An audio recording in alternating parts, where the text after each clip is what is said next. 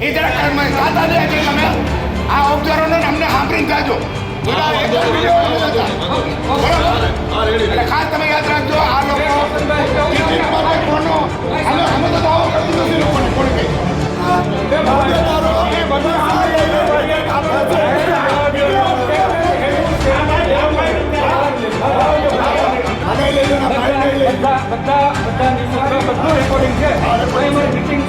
શાંતિથી ચાલુ આવીને નિશંક ફેલાવી અને પાર્ટીના હોદ્દેદાર નથી ખબર નહીં કોને મોકલેલા છે અને નિશંક અપશબ્દો કોઈના ગાળા આને લઈ લો આને મને ગાડી પાડી હાલો વિડિયો જોઉં અને બેની ફરિયાદ કરું ગાય હેઠ ના હાલે બેને લો પડે હું કહું છું આ કઈ છે અમારા નથી કોઈ હોદ્દેદાર નથી હા કુંડાભાઈ ને લેવા પડશે કુંડાભાઈ બહુ હાલો હાલો જો મને બધા હે ભાઈ મને જો ધરાર પકડી લઈ જશે પોલીસ અને મનોજભાઈ કેવાથી હો મારા કહેવાથી હા તમારા કેવાથી નિશંક ફેલાવે છે મારા કહેવાથી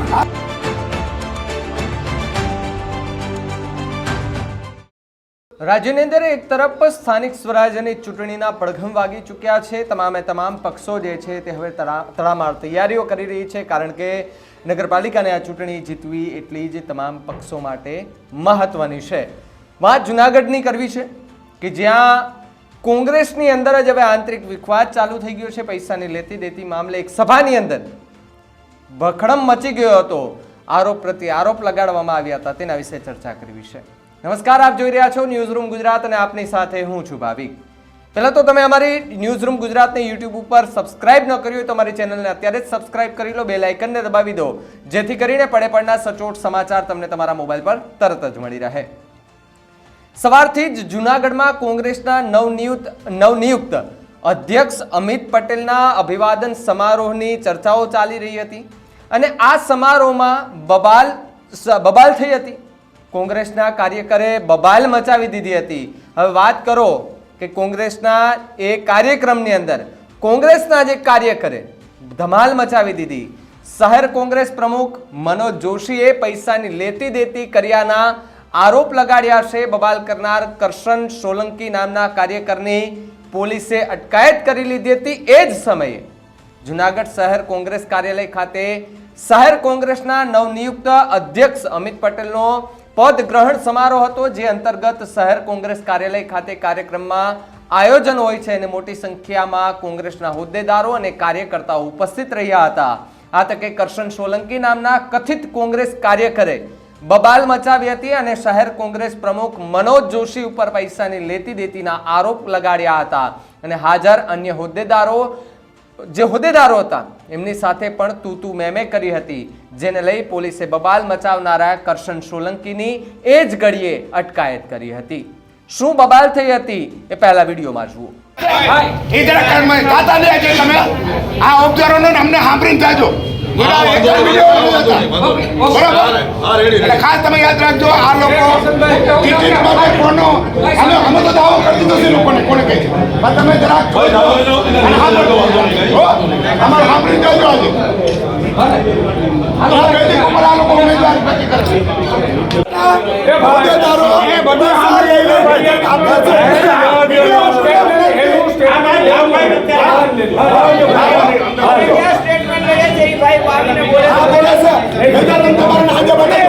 મનોજ જોશી પૈસા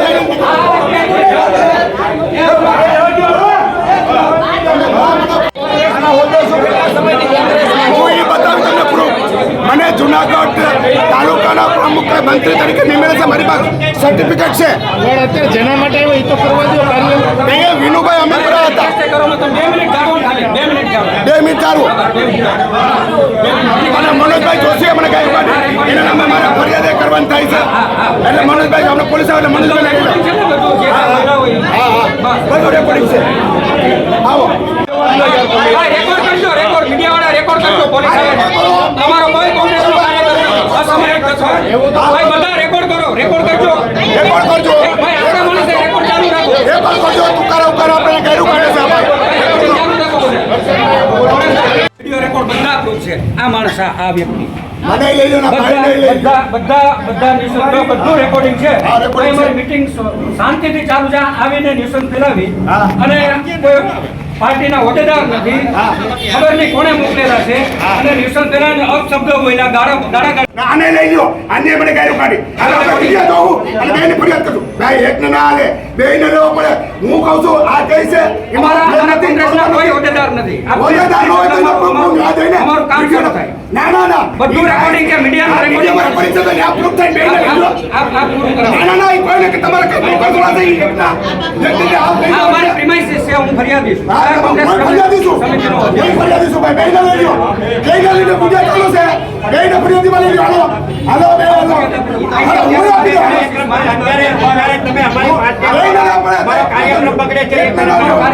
કાર્યક્રમમાં બેને બગડે છે ભાઈ એકને ના લ્યો એકને ના લ્યો હું બધાના નામ લખાવી ફરિયાદમાં બધાને લેવા પડશે હા કુંદાભાઈ ને લેવા પડશે કુંદાભાઈ બહુ હાલો ભાઈ જો મને બધા હે ભાઈ મને જો તરત પકડી લઈ જાય છે પોલીસ અને મનોજભાઈ કેવાથી હો મારા કહેવાથી. હા તમારા કેવાથી નિશંક ફેલાવે છે, મારા કહેવાથી છે. હા દુસર ફેલાવાય તો આપણે પ્રૂફ દેવું બરાબર હાલો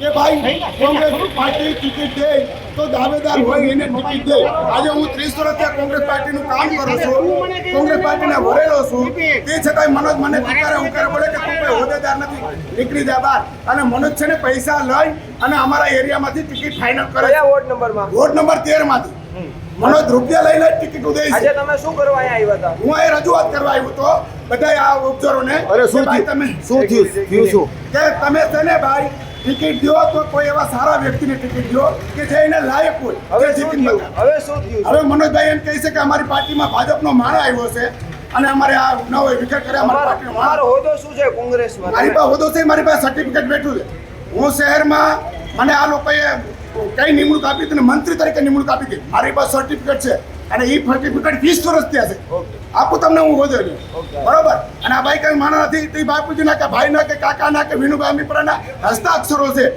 બરોબર હું તમને બતાવીશ હાલો તમે આ ભાઈ પોલીસ તો સમગ્ર મામલે નવનિયુક્ત શહેર કોંગ્રેસ કાર્યકારી અધ્યક્ષ અમિત પટેલે અને જુનાગઢ મનપા કોંગ્રેસ ચૂંટણી પ્રભારી પૂજા બનશે અને સફાઈ આપી હતી અને બંને એક સૂરમાં જણાવ્યું હતું કે બબાલ મચાવનાર સોલંકીનું કોંગ્રેસ સાથે કોઈ નાતો જ નથી ઉપરાંત તેઓએ ભાજપ ઉપર આક્ષેપ કરી આ તેમની ચાલ હોવાનું જાણવા મળ્યું છે પ્રતિક્રિયાઓ ઘણી બધી આવી છે પહેલા બે પ્રતિક્રિયાને સાંભળીએ ભારતીય જનતા પાર્ટી જ્યારે એમના પગ નીચેથી ધૂળ સરકી ગઈ છે અને હાડ ભારી ગયા છે ત્યારે કોંગ્રેસમાં વિખવાદ કરવાનું કારણ જે બની રહી છે ત્યારે હું ચોક્કસપણે કહીશ કે નૈતિકતાના ધોરણે અને બંધારણની જોગવાઈઓ પ્રમાણે તમે ચૂંટણી લડો ચૂંટણી લડવા માટે અમે મેદાનમાં આવ્યા છીએ પણ તમે જો સામ દામ દંડ ભેદની નીતિ અપનાવીને કોઈ પણ સમરબંધી હશે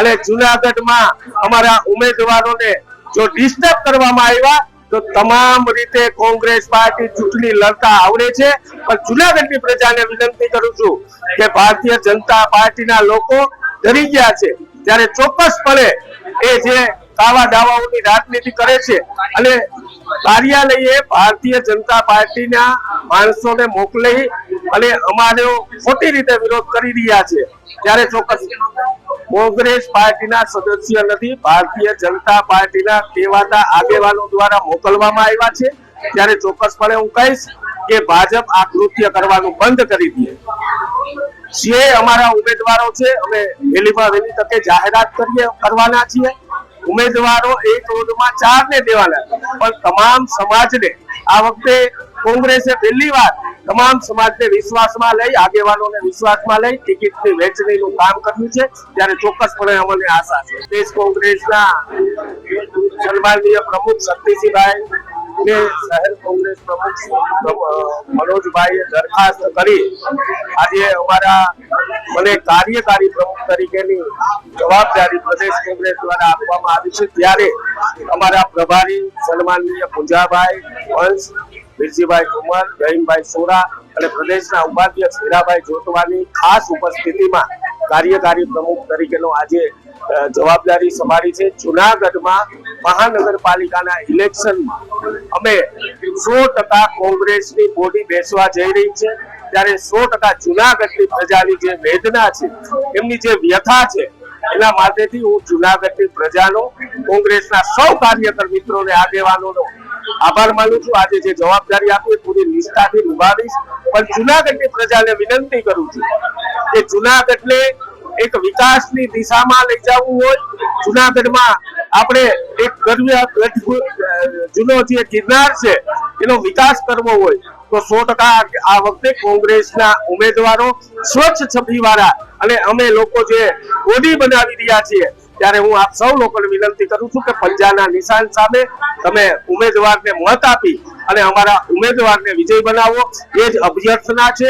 જુનાગઢને આપણે આગળ લઈ જઈએ અને જે રીતે ગઈ ક્રમમાં ઇતિહાસમાં ક્યારેય નહીં થયો હોય એટલો મોટો ભ્રષ્ટાચાર ભારતીય જનતા પાર્ટીની બોડીએ રચ્યો છે, ત્યારે 100% આ વખતે કોંગ્રેસની મહાનગરપાલિકા બની ગઈ છે. ભવન ખાતે કાર્યકારી પ્રમુખ તરીકે અમિતભાઈની જે પ્રદેશ શક્તિજી પ્રમુખ દ્વારા જે નિમણૂક કરવામાં આવી છે એને વિધિવત રીતે આજે એમને નિમણૂક આપવા માટેનો કાર્યક્રમ રાખવામાં આવેલો, અને સાથોસાથ 30મી જાન્યુઆરી રાષ્ટ્રપિતા મહાત્મા ગાંધીનો નિર્વાણ દિન છે. એ નિર્વાણ દિને એને શ્રદ્ધાસુમન અર્પણ કરવાના સાથેનો આ કાર્યક્રમ રાખવામાં આવેલો હતો. કાર્યક્રમની શરૂઆત હજી અમે કરીએ એ પહેલા ભાજપ દ્વારા મોકલવામાં આવ્યા હોય ને કોંગ્રેસનો કાર્યક્રમ ડિસ્ટર્બ થાય એ પ્રકારનું બહુ સ્પષ્ટપણે દેખાઈ આવે છે. જે ભાઈ આવે છે એમને અમે નામથી હું પોતે ઓળખતો પણ નથી. એમણે અહીંયા આવીને જે પ્રકારે મીડિયાની સમક્ષ કોંગ્રેસનો જો કાર્યકર્તા હોય, સભ્ય હોય, એમને ટિકિટની માંગણી કરી હોય, એનું કોઈ ટિકિટના ઉમેદવારી માટેનું કોઈ ફોર્મ રજૂ કરીને કઈ ફોર્મ હજી રજૂ આવ્યું નથી, મારી પાસે આવ્યું નથી, તેમજ દાખલા તરીકે માંગણી હોય તો પાર્ટી પાસે માંગણી કરવી જોઈએ. એને બદલે મીડિયા સમક્ષ જઈને વાતો કરે છે. જે પ્રકારની એને વાતો કરી છે એ મીડિયાએ બધાએ કવરેજ કર્યું છે. અને જે કાંઈ હોય હવે એના ઉપરથી કોઈ પણ ગુજરાતનો અથવા કોઈ પણ વ્યક્તિ એનું એનાલિસિસ કરે તો વાસ્તવિકતાનો ખ્યાલ આવી જાય કે એ કોંગ્રેસના કાર્યકર્તા નહોતા, પણ કોંગ્રેસનો કાર્યક્રમ બગાડવા માટે છે એને અહીંયા મોકલવામાં આવ્યો છે. ભાજપે આ પ્રકારનું કમલમમાં કાપવાનું શરૂ થયું છે અને કોંગ્રેસ કાર્યાલયે જોડવાનું કામ શરૂ થયું છે. એના કારણે ભાજપના પેટમાં તેલ રેડાનું છે કે કોંગ્રેસ સારી રીતે ગોઠવી ન શકે, અને એમની જે નિષ્ફળતાઓ છે, એમના જે અંદરોઅંદરની જે ઉછાતુછી છે, એના જે કાપી જે છે એનો લાભ કઈ રીતે લઈ શકાય તો કે કોંગ્રેસને નુકસાન પહોંચાડી અને આપણે એનો લાભ લઈએ. તમારે જો લાભ લેવો જ હોય તો જુનાગઢની જનતા પાસે જય. તમે 5-10 વર્ષ સુધી શાસન કર્યું છે, તમે જે કાંઈ પણ મૂળભૂત સમસ્યાઓ પાયાના જે છે એ તમે કરેલી કામગીરીના આધારે તમારા ચૂંટાયેલા કોર્પોરેટરે મત માંગવા જવું જોઈએ, નહીં કે કોંગ્રેસને તમે નુકસાન દબાવીને કે તેમને હેરાન પરેશાન કરીને.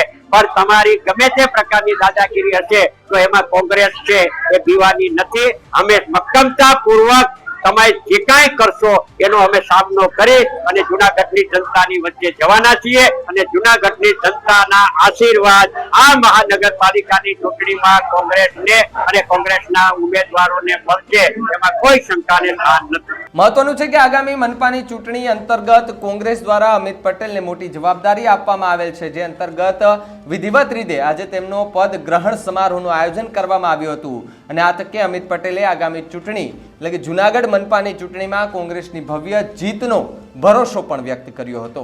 આ મુદ્દે તમારું શું માનવું છે? કારણ કે હવે અત્યાર સુધી ભારતીય જનતા પાર્ટીની અંદર કાર્યકર્તાઓની વિખવાદ ચાલુ હતો, કાર્યકર્તાઓ એકબીજા સામે આરોપ પ્રત્યારોપ લગાડતા હતા. સેમ વસ્તુ અત્યારે કોંગ્રેસમાં થઈ રહી છે. મુદ્દે તમારું શું માનવું છે અમને કમેન્ટ કરીને ખાસ જણાવજો. તો આવા જ વધુ સમાચાર માટે આપ જોતા રહો ન્યૂઝ રૂમ ગુજરાત. નમસ્કાર.